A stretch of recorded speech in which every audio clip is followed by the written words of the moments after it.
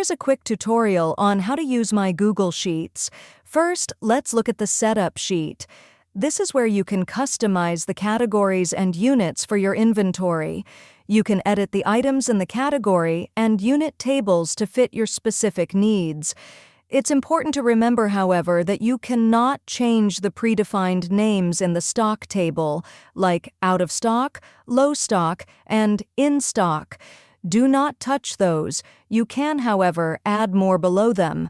Also, for the formulas to work correctly, you must not change the names of the sheets themselves. Next, let's move to the inventory sheet, which is where you'll add and manage your items. To add an item, you can write it down, then select the category or unit from the drop-down menu in the Category or Unit column. You can search the items to find them quicker. For the tick boxes and drop-downs, you can select one cell and drag it down to apply the same option to multiple items at once. This is a great time saver. The date column is fully automated. You don't need to touch it. Similarly, the days left column is also automated. It automatically calculates the days until an item expires in the days left column based on the date you select in the expiry column.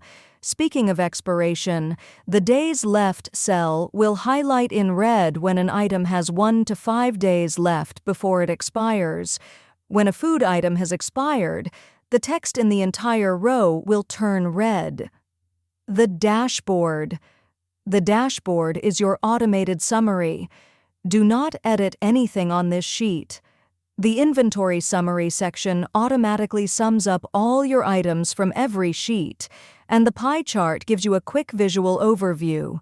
The Expiring Soon table will show you the top 15 items that have 1 to 5 days left before they expire.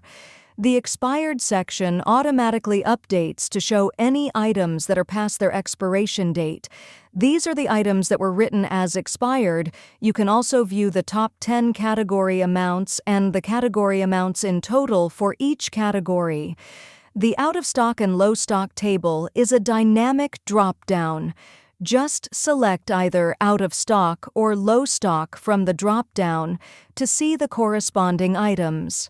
4. The Grocery Sheet.